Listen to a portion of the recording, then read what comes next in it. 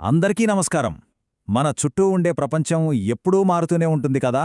అయితే ఈ మార్పుల వెనక ఒక రహస్య భాష ఉంది. అదే రసాయన చర్యలు. ఈరోజు మనం ఆ కోడ్ను ఛేదించడానికి ప్రయత్నిద్దాం. అవును, ఇదంతా మార్పు గురించే. ఈ మార్పులకు కారణమేంటో తెలుసా? విశ్వంలోని అతి చిన్న, కంటికి కనిపించని కొన్ని నిర్మాణాంశాలు. సరే, ఇక విషయంలోకి వెళ్ళిపోదాం. రసాయన చర్యలను అర్థం చేసుకోవాలంటే ముందుగా మనం వాటి హీరోలైన పరమాణువుల గురించి తెలుసుకోవాలి. సరదాగా చెప్పాలంటే వాటిని లెగో బ్లాక్స్ లాగా ఊహించుకోవచ్చు. పరమాణువులు ఒకదానితో ఒకటి కలవడానికి తమ బయటి కక్షలో ఉండే ఎలక్ట్రాన్లను వాడతాయి. వీటినే మనం వాలెన్స్ ఎలక్ట్రాన్లు అంటాం.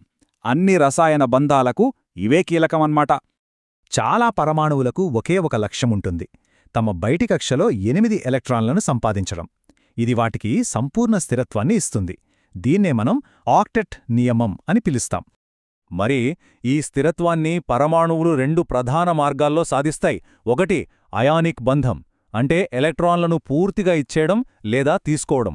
రెండోది సమయోజనీయ బంధం, అంటే ఒకరికొకరు సహకరించుకుని ఎలక్ట్రాన్లను పంచుకోవడం. సరే, పరమాణువులు ఎందుకు కలుస్తాయో మనకర్థమైంది. అవి బంధాలు ఏర్పరచుకుని కొత్తగా రూపాంతరం చెందుతాయి. అయితే ఈ మార్పులో అవి ఖచ్చితంగా పాటించాల్సిన ఒక ప్రాథమిక నియమముంది. అదేంటో ఇప్పుడు చూద్దాం. చాలా కాంపిటీటివ్ పరీక్షలు ఇలాంటి ప్రాథమిక నియమాలపైనే దృష్టి పెడతాయి. పాలిసెట్ 2025 పేపర్లోని ఈ ప్రశ్న దీనికొక మంచి ఉదాహరణ.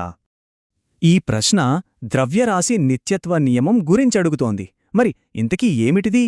సో పాయింట్ ఏంటంటే, ఏ రసాయన చర్యలో అయినా సరే మనం ఎంత ద్రవ్యరాశితో అయితే మొదలు పెడతామో, చర్య పూర్తయ్యాక కూడా అంతే ద్రవ్యరాశి ఉండాలి. ఉన్నటుండి ఏదీ మాయమైపోదు, కొత్తగా ఏదీ పుట్టుకరాదు. సింపుల్ కదూ? శాస్త్రవేత్తలు ఈ చర్యలను వివరించడానికి, ఇంకా ఈ ద్రవ్యరాశి నిత్యత్వ నియమాన్ని పాటించేలా చూడ్డానికి ఒక ప్రత్యేకమైన భాషను ఉపయోగిస్తారు. మరి ఆ భాషను ఎలా నిర్మిస్తారో చూద్దామా? ఒక రసాయన సమీకరణం అంటే ఒక వంటకం లాంటిది. ఎడమవైపున మనం వాడే పదార్థాలు అంటే క్రియాజనకాలు ఉంటాయి. మధ్యలో ఒక బాణం గుర్తు మార్పును సూచిస్తుంది. ఇక కుడివైపున తయారైన వంటకం అంటే క్రియాజన్యాలు ఉంటాయి. మరో పరీక్ష ప్రశ్న ఇది. బ్రాకెట్లల్లో ఆ చిన్న అక్షరాలు పెడతారు కదా, ఎస్, ఎల్, జీ అని. అవి ఎందుకు అంత ముఖ్యమో ఈ ప్రశ్న మనకు తెలియజేస్తుంది. అవి ప్రతి పదార్థం యొక్క భౌతిక స్థితిని మనకు తెలియజేస్తాయి. అంటే అది ఘనపదార్థమా, ద్రవమా లేదా వాయువా అని చెప్తాయి. ఇది చర్య యొక్క పరిస్థితులను, ఫలితాలను అర్థం చేసుకోటానికి చాలా కీలకం. ఇప్పుడు మనం నేర్చుకున్నదంతా ఉపయోగించి ఇంకొక ప్రాక్టికల్ ప్రశ్నను సాల్వ్ చేద్దాం.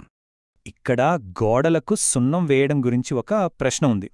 2 నిర్దిష్ట రసాయనాలు కలిసినప్పుడు ఏం జరుగుతుంది అని అడుగుతుంది. చాలా ఇంట్రెస్టింగ్ కదా? సరే, దీన్ని కాస్త విడమరిచి చూద్దాం. సున్నపు తేట అంటే కాల్షియం హైడ్రాక్సైడ్ వాతావరణంలోని కార్బన్ డయాక్సైడ్తో రియాక్ట్ అవుతుంది. అప్పుడేమవుతుందంటే కాల్షియం కార్బొనేట్ అనే ఒక సమ్మేళనం ఏర్పడుతుంది.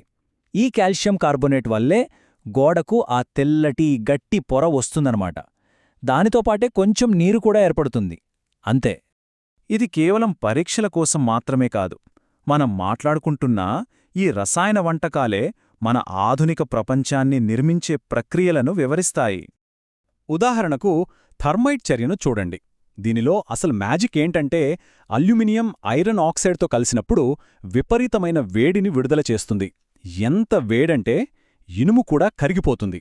అందుకే దీన్ని రైల్వే ట్రాక్లను వెల్డింగ్ చేయడానికి వాడతారు.